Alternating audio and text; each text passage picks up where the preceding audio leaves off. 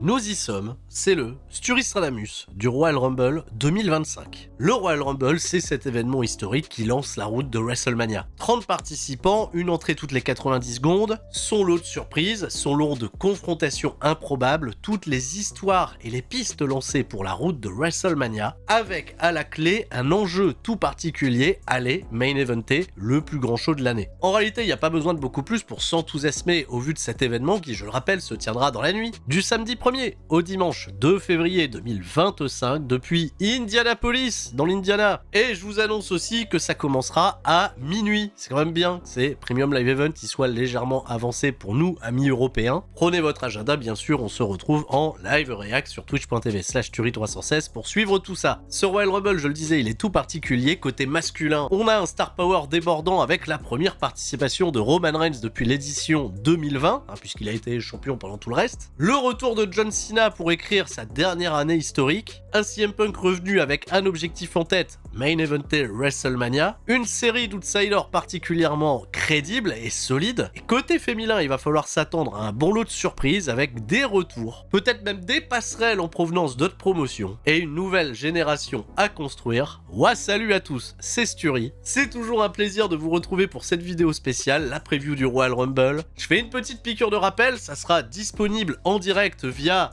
le WWE Network, on l'a toujours en France. Pour information, le Royal Rumble sera également rediffusé sur la chaîne 1B1 le mardi 4 février à 20h55 et il reste également une autre solution, vous la connaissez tous désormais, vous pouvez regarder l'événement en direct sur Netflix à condition de passer par un VPN.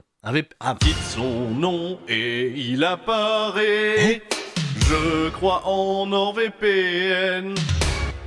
Je crois en NordVPN. Et je regarde sur Netflix, SmackDown, NXT, Monday Night Raw, en me connectant au Canada, en Angleterre ou à Mexico.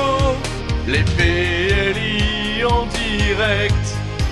NordVPN, c'est trop chouette. Oh oui, c'est chouette. NordVPN est le VPN le plus rapide de la planète et protège votre confidentialité sur internet. C'est la solution idéale pour avoir accès à tout le catalogue WWE sur votre compte Netflix, les programmes en direct et en français, et ce jusque 10 appareils en simultané. 4 mois d'abonnement offert pour toute souscription de 2 ans. Merci à NordVPN. Grâce à toi, je peux voir le Rumble. Passe par mon lien affilié en description. NordVPN.com/Sturi. Profitez-en pour avoir une réduction.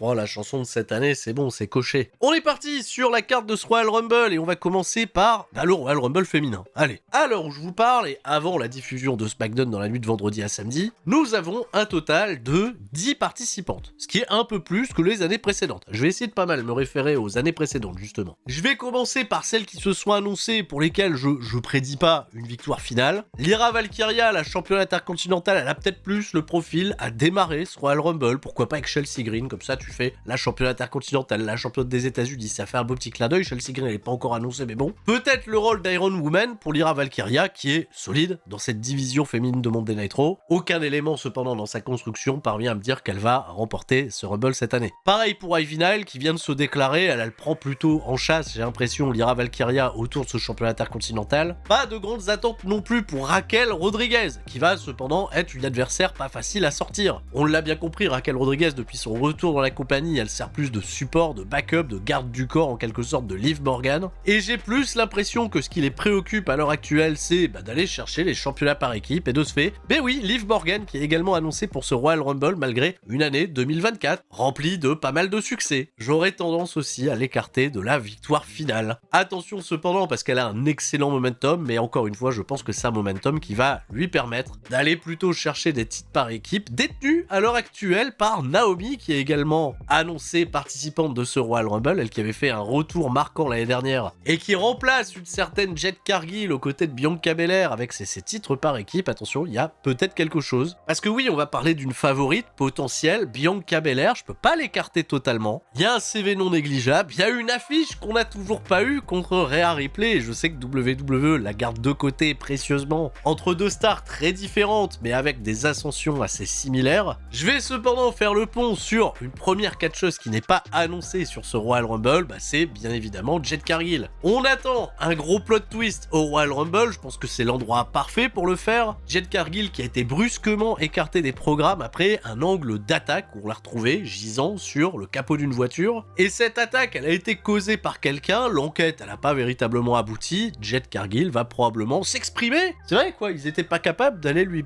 tendre un micro chez elle pour lui. Alors, c'est qui t'a attaqué? Jade Cargill pourrait revenir dans ce Royal Rumble pour mener à bien ce programme. Maintenant, Jade Cargill en potentiel vainqueur du Royal Rumble, ça, je n'y crois absolument pas. Cependant, attention, Naomi, Bianca Belair, c'est peut-être un petit peu sus, ou alors, j'ai un peu peur qu'on aille vers le programme un peu catastrophe, mais qui créerait, je pense, quelques images virales, puisque ça a été la première confrontation de Jade Cargill à la WWE. Je parle bien sûr de Nia Jax. Nia Jax, cette année, en 2024, elle a été particulièrement dévouée à construire des programmes. Elle a récupéré ses lauriers, elle a remporté le Queen of the Ring, elle est devenue championne à SummerSlam. Elle a consolidé la construction de Tiffany Stratton et son émancipation. Maintenant, elle vient de sortir de cette défaite contre Rhea Ripley. Je vois pas Nia Jax gagner le Royal Rumble cette année, mais bah oui, l'écarter de la route de WrestleMania, ce serait assez étonnant. Et je pense, oui, que Jade Cargill, Nia Jax, c'est peut-être la direction qui nous fait un petit peu peur, j'avoue. Allez, celle-là on n'est pas hyper rassuré. Quoi qu'il en soit, il devrait se passer quelque chose. Les planètes ont l'air d'être alignées. Bon, elles tombent peut-être pas dans le bon sens. Il me reste 3 participantes qui ont été officialisées. Il y en a une autre que j'écarte, c'est celle qui a remporté le Royal Rumble l'année dernière, Bayley. Malheureusement, elle a eu tendance à accumuler des défaites, je la sens plus portée sur un projet d'avenir pour aller aider des catcheuses de NXT à peut-être après s'impliquer dans le roster principal. Il y a eu notamment des échanges avec Julia, avec Roxanne Perez. Je fais une petite passerelle aussi, je m'attends bien sûr à avoir beaucoup de catcheuses de NXT participer à ce Royal Rumble, pas pour le gagner certes, mais pour donner une bonne vitrine de ce qu'elles font le mardi soir sur CW. Bayley en revanche, ça va être assez intéressant de la voir reconfronter Io Sky, et je sais que Io Sky fait partie des grandes favorites pour aller au bout de ce Royal Rumble, alors attention, j'ai l'impression que ça repose sur pas grand chose, elle a pas le meilleur des momentum, elle est passée à côté de pas mal d'opportunités cette année, il y a une espèce de sentiment collectif qui fait que oui, c'est la catcheuse qui mérite, c'est la catcheuse qui rayonne à chaque fois qu'elle se produit dans le ring. Est-ce que c'est suffisant cependant en termes de star power, d'investissement émotionnel? La seule chose qui pourrait me dire, ok, Io Sky elle est bâtie pour aller chercher le Royal Rumble, ça tient peut-être sur ce petit échange qu'elle a eu avec Rhea Ripley lorsqu'elles se sont chacune tenues la ceinture de Liv Morgan qu'elles avaient tous les deux en cible. Elles sont, on le sait très bien, à la fois amies, à la fois rivales. Il y a peut-être quelque chose d'intéressant à exploiter pour raconter une route de WrestleMania. Quand même pas oublier que, bah oui, la catcheuse qui va remporter le Royal Rumble aura très certainement une grosse écriture. Et Bayley l'année dernière avec Io Sky, ça se faisait très naturellement. Il y avait plein de petits détails parsemés pendant des mois et des mois qui voulaient nous amener naturellement à ce résultat. Alors volontairement, je vais parler aussi des catcheuses qui sont pas annoncées mais qu'on pourrait potentiellement revoir. Une participation de plus pour Tatinati, je pense que oui, voilà, elle va pas louper un Royal Rumble, ce serait un peu dommage. Est-ce qu'elle va gagner Tatinati? Je ne crois pas. Chaque année je le dis, mais c'est peut-être la bonne pour un retour de Carmella, pour rigoler. Et les Dirt Sheets aussi nous ont un peu alerté quant à un retour potentiel d'Alexa Bliss, qui est attendu quasiment à chaque Royal Rumble. Elle qui a été longtemps absente pour congé maternité, Alexa Bliss, elle est plutôt prévue pour intégrer le programme de la Wyatt Six du côté de SmackDown, un programme qui peut pas encore véritablement aboutir parce qu'apparemment il y a l'un des membres qui est blessé actuellement. Alors est-ce que ce serait impactant de voir Alexa Bliss revenir dans un Royal Rumble qu'elle ne gagnera pas? Je ne pense pas. Ou plutôt lui donner une entrée royale avec la Wyatt Six pour renforcer un potentiel nouveau personnage qu'elle pourrait camper. À mon sens, le Royal Rumble, c'est pas la bonne place. Quid de la blessure de Kairi aux mains du PFC? Va-t-elle revenir pour se venger?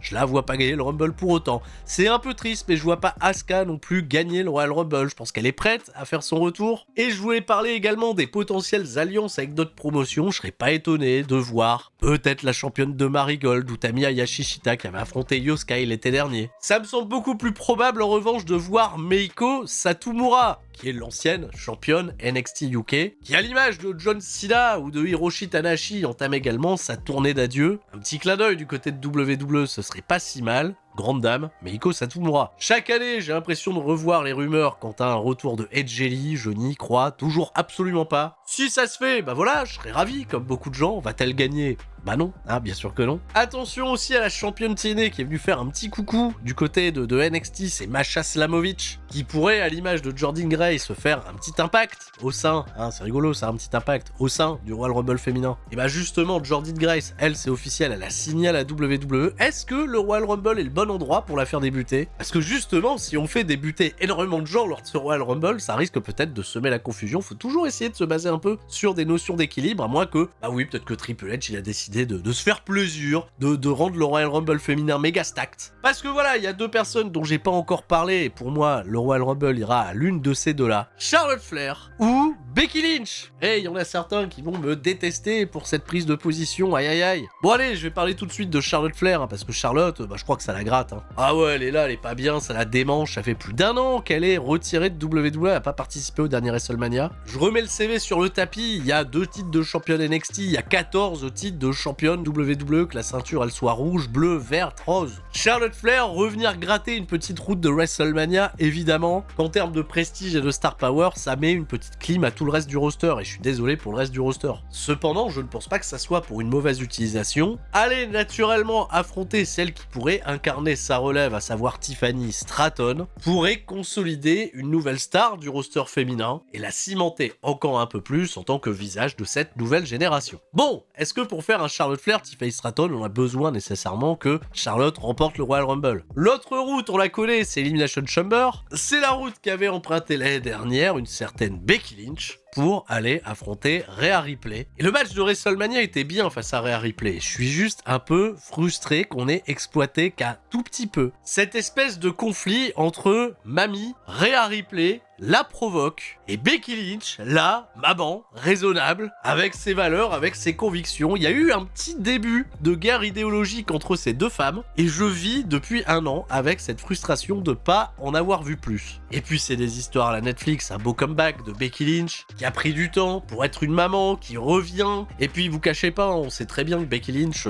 elle est dans les plans pour revenir dans la route de WrestleMania. Elle a participé aux conférences d'avant Netflix, elle a re-signé son contrat, et Becky Lynch a fait depuis 5 ans qu'elle est au top de la WWE, vraiment c'est le nom qui a le plus rayonné dans cette division féminine. J'ai pas peur de le dire, hein. À mon sens Rhea Ripley c'est récent. Becky c'est ancré, et là encore il y a un gros choc qui peut arriver, une belle revanche de l'année dernière. Et un petit avis aussi sur la physionomie du match, est-ce que vous vous rappelez du Royal Rumble qu'avait remporté Shinsuke Nakamura en 2018? On avait un petit peu cette confrontation entre la vieille garde et la nouvelle garde. C'est l'image que je vois gros comme une maison dans le Rumble cette année, avec d'un côté une Bayley, une Charlotte, une Becky Lynch, et de l'autre, j'en sais rien, des Jordynne Grace et Lyra Valkyria. On peut être agréablement surpris, même si ce Royal Rumble féminin a eu une bien moins bonne construction que le masculin, dont on reparlera à la fin de la vidéo. Mon pronostic final s'arrêtera sur peut-être le choix de la facilité, une victoire de Charlotte Flair.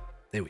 Les Motor City Machine Guns vont challenger DIY pour les championnats par équipe dans un 2 out of 3 falls. Allez, un match en 2 manches entre 2 des meilleures équipes au monde. Il n'y a pas une hype colossale, on tente des choses du côté de SmackDown pour dynamiser cette division. On est enfin justement récompensé d'un match sur l'un des pay-per-views les plus prestigieux de l'année. Il y a peut-être un endroit où les Pretty Deadly vont se retrouver impliqués, à vouloir intervenir soit en faveur de DIY, soit en faveur de Motor City Machine Guns. J'ai plus l'impression que c'est les Pretty Deadly qui seront récompensés à la fin, donc je pense que DIY va conserver les championnats par équipe. J'ai pas grand chose d'autre à dire, hein. Le catch va être plaisant, en espérant que la foule de Indianapolis soit impliquée. Ouais, parce que ça j'ai toujours peur qu'elle le soit pas. Kevin Owens challenge Cody Rhodes pour le championnat WWE indisputé, c'est un match de l'échelle. Tout repose sur ce match, sur Sami Zayn. Eh oui, va-t-il s'impliquer pour venir en aide de Kevin Owens? Va-t-il rater cette occasion de lui venir en aide et se coûter potentiellement cette belle amitié qui s'est tellement brisée et reconstruite au fil des années? On vient toujours nous titiller cette corde sensible, hein, dès lors que Sami Zayn et Kevin Owens sont impliqués au même endroit. Sami lui participera au Royal Rumble et Kevin Owens, bah ouais, dans ce programme avec avec Cody Rhodes, c'est quasiment du sans faute. Il y a toute cette partie, Kevin a raison, il y a aussi toute cette partie où il est souvent de mauvaise foi. Typiquement le genre de catcheur qu'on prend énormément de plaisir à détester, voire peut-être même un peu trop, c'est pour ça que j'en ai peur sur ce show. On verra bien, hein. On verra comment est Indianapolis. J'ai peur que Kevin Owens se fasse applaudir dans ce combat. C'est peut-être la direction que va prendre Cody, surtout s'il conserve le titre, et ça sera d'ailleurs, je le dis tout de suite, ma prédiction, je ne vois pas Kevin Owens remporter la victoire. Est-ce que Cody, victorieux, va toujours avoir 100% du public dans sa poche? Il y a énormément de paramètres qui peuvent être pris en compte pour donner la victoire à Cody Rhodes, dont notamment, l'échec de Sami Zayn. Aussi, je ne crois pas qu'on ait construit un règne de Cody Rhodes aussi fort, aussi solide cette année pour l'abandonner avant WrestleMania. C'est la tête d'affiche, c'est le poster boy, c'est la grosse star. Vous lui retirez son titre au Royal Rumble, comment il regravit une route pour revenir au sommet. Je vois pas Cody Rhodes ne pas être dans l'un des main events de la nuit 1 ou de la nuit 2. Je suis désolé pour les femmes, je pense pas qu'elles vont encore une fois main eventer WrestleMania cette année. Il y a un autre élément que je prends en compte, bien sûr, c'est le retour potentiel de Randy Orton. Et je ne m'attends pas à voir Randy Orton dans le Royal Rumble, j'en reparlerai tout à l'heure. Ça dépendra aussi de l'ordre des matchs sur la carte. Si Randy Orton fait son retour pendant le Royal Rumble, alors pourquoi n'est-il pas venu empêcher Kevin Owens de remporter cette ceinture, lui qui l'a blessé avec ce pile driver, aïe aïe aïe. C'est un peu frustrant parce qu'on l'a toujours pas eu, ce Kevin Owens, Randy Orton. C'est peut-être là le gros grudge match à construire pour WrestleMania. Je sais qu'il y a 1 milliard de pistes, mais c'est peut-être la route qui fait le plus sens au vu de ce qui nous a été expliqué ces dernières semaines, ces derniers mois. Je vais pas prendre trop de risques en pronostiquant de ce fait la victoire de Cody, et ça aura aussi son petit incident sur mon choix final du vainqueur potentiel du Royal Rumble masculin. On est parti. Je vais faire comme pour les femmes, on va parler des participants annoncés qui sont au nombre de 15 au moment où on se parle. Il y en a 15 participants. Malheureusement, je vois pas beaucoup de chance pour Chad Gable, qui fera une belle participation, je pense. À moins qu'il se serve de gag et qu'il se fasse éliminer rapidement. Je m'attends pas à grand chose, malheureusement, pour Carmelo Hayes. C'est vrai que quand on le compare à Braun Breaker, là, en termes de call-up NXT, ça se passe pas si bien pour Carmelo Hayes pour le moment, qui est juste un bon soutien, j'ai l'impression, dans la branche bleue. Ce qui est pas un mauvais rôle en soi, parce qu'il apparaît quand même régulièrement à la télévision, mais on est loin de la place qu'il a occupée du côté de NXT. C'est peut-être ça qui joue un petit peu à contre-jeu, surtout si on le compare à un Braun Breaker, qui devrait avoir peut-être un record d'élimination ou peut-être un rôle d'Iron Man dans ce combat. Une victoire finale, je pense que c'est un petit peu tôt, et encore moins en tant que champion intercontinental. On n'est plus à l'époque de l'Ultimate Warrior, et quelque part tant mieux. Je souligne cependant qu'avec les noms dont je viens de parler, on a une mid-card très très solide, et je vais également tout de suite parler de Penta. Ça, les catcheurs qui viennent d'ailleurs, notamment de All Elite Wrestling, j'ai l'impression que Triple H leur met un sacré tapis rouge pour leur montrer, qu'ici on peut très très bien vous écrire et générer énormément de hype autour de ce que vous incarnez. Donc grosse participation à venir pour Penta, une victoire finale. Je n'y crois pas. Pas de gros espoir non plus de voir le champion des États-Unis Shinsuke Nakamura remporter le Royal Rumble, ni pour LA Knight, qui je pense lui partira en programme avec celui qui l'éliminera. Voilà, ce sera plus simple. Et je vais écarter un autre catcheur qui a été annoncé participant de ce Royal Rumble, c'est Jey Uso. On a bâti ce rôle d'underdog plutôt très très bien avec un gros soutien populaire de la part du public. Il était l'Iron Man l'an passé, il aura fatalement un gros rôle à jouer avec des Sami Zayn, des Roman Reigns, peut-être de quoi démarrer un nouvel arc narratif en vue de WrestleMania, ça devrait être un événement qui ne va pas louper, Jey Uso. Il arrivera peut-être au ring accompagné d'un autre rappeur, on le découvrira. On est cependant, je trouve, sur quelque chose d'assez léger pour envisager la victoire finale. Parmi les catcheurs annoncés qui me font un peu flipper, il y a Logan Paul.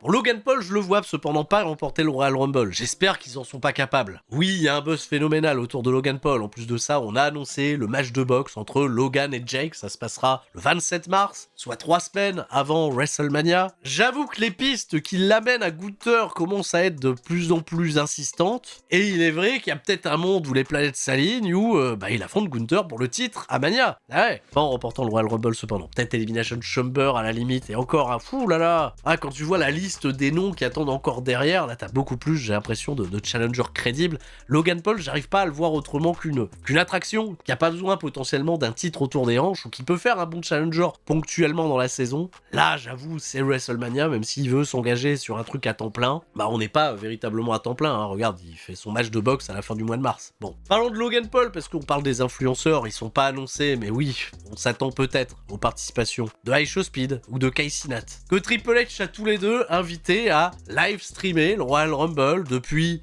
les backstage, depuis les coulisses, depuis on n'en sait rien. Alors il y a plein de gens qui vont me dire, c'est qui Aisho Speed, c'est qui Casey Nat, c'est, je sais pas moi, l'équivalent de Inox Tag et Damien, qui participeraient au Royal Rumble, peut-être. Alors c'est toujours bon évidemment de faire ce genre de featuring pour rajeunir ton audience. Le Royal Rumble, c'est vrai, mais c'est un peu l'endroit où tu peux le faire parce qu'il y a beaucoup de monde. Ça prend aussi des spots à des potentiels catcheurs qui pourraient, performer, ou briller, ou voler un petit peu la vedette. Bon allez, parmi les annoncés, Drew McIntyre. Oula, gros sujet Drew McIntyre, excellent sujet. Il y a clairement les bases du catcheur parfait, la promo, en plus de ça avec Paul Heyman cette semaine était impeccable à Monday Night Raw. Il y a une Origins qui fonctionne tout seul, que ce soit autour de CM Punk, de Roman Reigns. Il y a aussi ce petit côté Drew McIntyre avait raison. Et on vit, c'est vrai, depuis cette victoire au Royal Rumble en 2020 avec, le sentiment de pas avoir tout accompli, de pas avoir remporté le championnat à plus de 5 secondes devant un vrai public, et ça fait toujours mal pour Drew McIntyre. Mais j'ai plus l'impression qu'il sera récompensé de tout ça avec un parcours de babyface, et là c'est évident, là il campe le rôle du heel psychopathe, il est excellent soit dit en passant, et c'est bien le catcheur pour lequel je suis totalement paumé au vu de ce qu'il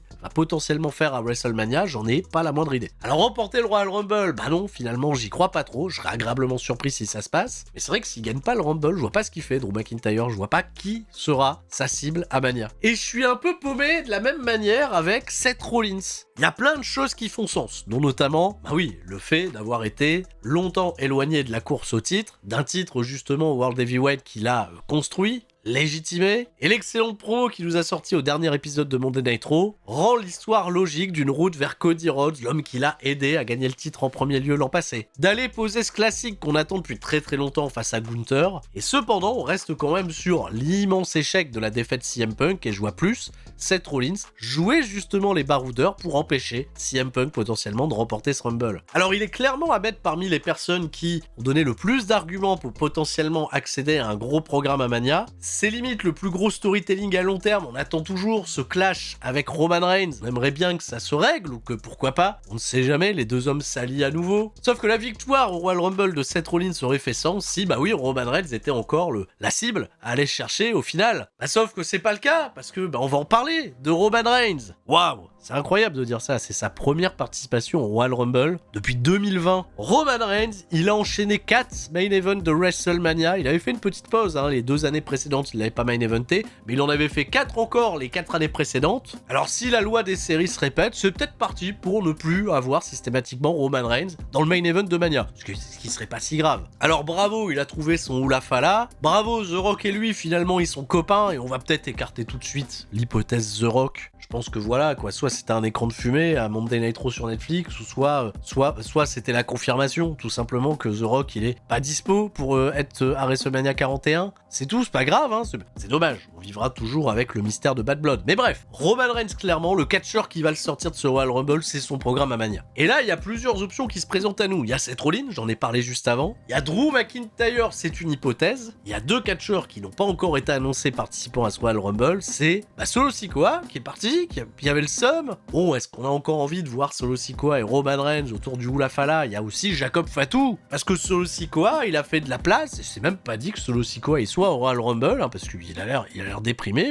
Bébou. Par contre, Jacob Fatu, lui, il a faim. Lui, il crève la dalle. Et j'ai l'impression qu'au vu de son écriture, la manière dont il a détruit Braun Strowman, le Jacob Fatu, ils veulent le lancer en orbite, et ça a l'air de bien fonctionner. Roman Reigns, Jacob Fatu, c'est pas une affiche que j'ai envie d'écarter totalement de WrestleMania. Il y a un vrai moment choc à créer sur qui potentiellement éliminera Roman Reigns, et il y a un autre catcheur que si lui il sort Roman et il se venge pour Elimination Chamber 2023 et tout le reste, lui il faut qu'il aille au bout. Lui il est trop bien écrit, vous êtes sérieux, c'est Sami Zayn. Ok, il n'y a pas la même euphorie qu'il y a 2 ans. L'euphorie d'il y a 2 ans, elle est incalculable. On n'y arrivera plus. Ça a dû tellement les embarrasser dans la construction de la route de Cody. Mais bon, une fois qu'on a eu Cody et Roman Reigns, on avait oublié Sami Zayn, il a eu son lot de consolation, il a main eventé la nuit 1. On lui a quand même donné l'incroyable privilège de mettre fin au long run de champion intercontinental de Gunther. Il a eu un run décent. Bon, j'ai envie de dire que c'était un run décent de champion intercontinental. Le programme avec Chad Gable Rumble a élevé un autre catcheur, et tant mieux. Et là, il est tellement au cœur de la grosse sensibilité des amis des trahisons que j'idéalise là tellement ce moment où lui et Roman Reigns vont se faire face, vont se regarder. Roman Reigns va peut-être essayer d'avoir l'emprise naturelle qu'il a sur Sami Zayn. Si Sami Zayn se rebelle, ça va être particulièrement un immense moment. Bon oui, si Sami Zayn il gagne le Royal Rumble, c'est magnifique, mais comme j'ai dit tout à l'heure, Kevin Owens gagnera pas. Mais non, arrêtez. Sami, non, c'est triste. Je le vois pas gagner le Royal Rumble. J'adorerais chaque année. Si je devais juste parler avec mon cœur, Sami gagne le Royal Rumble chaque année. Il sera, quoi qu'il en soit, l'un des éléments clés. Il sera aussi une clé, je pense, avec ce qui sera raconté avec un certain CM Punk. Et lui, depuis le dernier Monday Night Raw, là, on a quelqu'un qui fait vraiment figure de favori. Hein. Oh, CM Punk, c'est très très sérieux, la promo qui nous a sorti là face à Cody Rhodes. Alors lui, par contre, on est clair et net, hein, depuis qu'il est revenu à la WWE, c'est son objectif numéro 1. Il veut remporter le Royal Rumble et main eventer WrestleMania. C'est en réalité le mec le mieux construit. Et jusque lundi, j'avais pas particulièrement l'envie de voir un Cody Rhodes de CM Punk. Vous vous rappelez quand ils avaient été les deux derniers au dernier Royal Rumble? C'était chiant, hein. C'était pas incroyable. Bon, Punk, il était blessé. Il devait catcher avec un bras en moins. Bon, quand même, y a pas la chimie la plus naturelle, donc il va falloir une grosse dose de storytelling derrière. Mais ça, visiblement, en termes d'histoire, ils en ont quand même une très très solide à nous dire. Avec un Cody Rhodes submergé par la pression, qui n'a plus qu'une seule échappatoire, j'ai l'impression, c'est de péter un câble. Et de se laisser aller à devenir peut-être le Cody Rhodes heel, qu'on serait beaucoup à vouloir. Ou CM Punk, c'est l'énième des illusions, et on repart faire un programme avec Seth Rollins. Je suis pas hype particulièrement sur Seth Rollins, ça va, on l'a fait. Pour la première de Netflix, c'était bien. Rollins essaiera de se venger. Dans Punk, en termes d'écriture, quand on compare un petit peu à comment les vainqueurs des Royal Rumble des années précédentes ont été choisis, tu vois, il y a que le Royal Rumble 2022, parce que là, personne n'a été construit pour le gagner, et on a fait l'effet de surprise avec Lesnar, lol, hein, c'était pénible. Il y a toujours une grosse origin story, tu vois, pour les potentiels vainqueurs. Il y a toujours quelque chose de palpable. Alors cette année, il y a beaucoup de trucs palpables. Tiens, j'ai pas parlé de Rey Mysterio. C'est juste la nostalgie, Rey Mysterio. Il fera un bon Rumble. C'est juste parce que je l'avais oublié. Je le case là, je le mets là. Ray, je suis désolé, je t'avais oublié. Bon, il gagnera pas. CM Punk, c'est hyper palpable. Et pourtant, sur le papier, c'est peut-être pas le favori. Bah non, je vais en parler dans un instant, parce que d'abord, oui, on va parler de d'autres catcheurs pas annoncés, dont notamment Randy Orton. Bon, j'en ai parlé de Randy Orton. S'il doit revenir, c'est pour intervenir dans le match entre Cody et Kevin Owens. Je le vois pas participer au Royal Rumble, à moins de faire un face-à-face avec le dernier dont on n'a pas parlé, qui est peut-être le favori. Il y a, je sais, pas mal d'espoir de voir un certain Biggie participer à ce Royal Rumble pour venir se foutre sur la gueule avec le New Day. Au moins, ça ferait sens par rapport à ce qui nous a été raconté ces dernières semaines. Alors, c'est dommage parce que l'angle de la séparation du New Day était incroyable, et l'écriture du New Day qui a suivi, elle est très mid en réalité. C'est juste des heels chiants, arrogants, personne veut les calculer. Alors, tout le monde peut pas, après une telle trahison, accéder au rang de main eventer, c'est pas ce qu'on attend. Mais il reste toujours assez éloigné, je sais pas, ne serait-ce que de la division par équipe. Alors en réalité, Biggie, s'il est pas clair médicalement, c'est pas grave. D'ailleurs, je suis même pas sûr que le New Day participe au Royal Rumble. Ils ont pas été annoncés. Voilà, au moins, il n'y a pas de spot coffee cette année. De toute façon, il est heal. On met de côté, on oublie. Voilà. Et bon, Biggie, ouais, s'il est là, je suis content. Évidemment, je serais ravi. Bon, j'en parle maintenant, parce que de toute façon, vous avez vu la chanson au début de la vidéo. Joe Hendry, bah oui, le champion de TNA qui fait un coucou, ça fait le buzz. Voilà, il vient, on le balance au-dessus de la troisième corde, il repart. Ça fera de mal à personne. La légende racontera qu'il a pris le spot d'Ethan Page, et puis voilà, c'est tout. Bon, allez, John Cena. Bah ouais. Ce qui me fait vraiment penser à une victoire potentielle de John Cena, c'est le contexte économique et médiatique actuel de WWE. On est sur Netflix, on est à l'ère de la globalisation. Je l'avais déjà dit, il me semble, pour le Royal Rumble 2021, on est aussi à la gigantesque ère de la nostalgie. Alors mon super John Cena qui a fait sa promo défaitiste lors du premier Raw sur Netflix, qui a fait du gigantesque John Cena dans le texte en retournant le public et en nous prenant comme ça par la main en disant hey, les amis, on va devenir champion par le pouvoir de l'amitié, tout ça.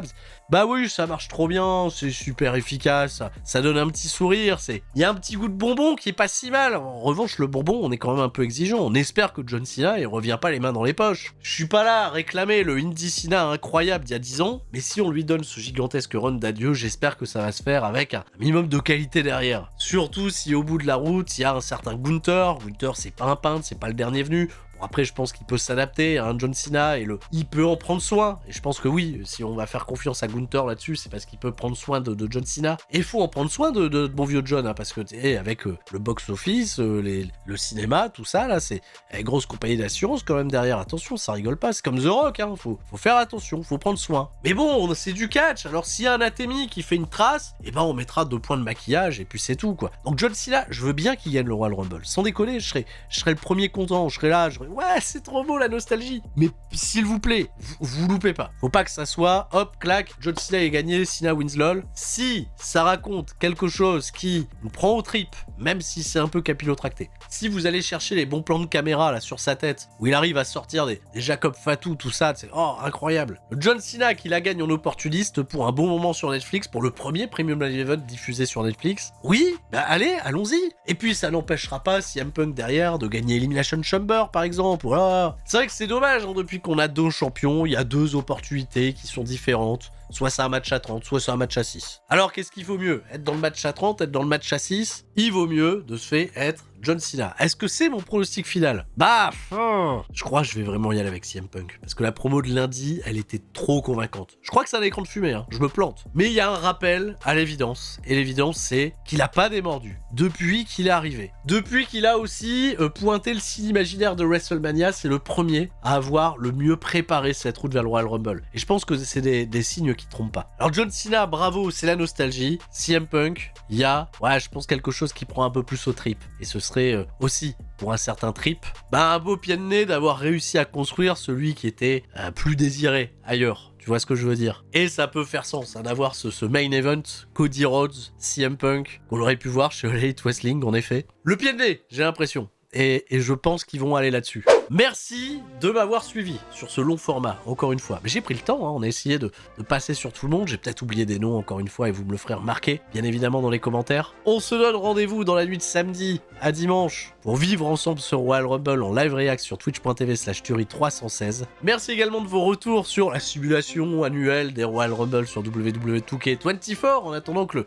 25 sorte bientôt. Merci à NordVPN d'avoir renouvelé sa confiance et d'avoir sponsorisé cette vidéo. Fais des gros bisous et je vous dis à la prochaine, c'était Sturi et tout le monde reste fort. Ciao, bye bye.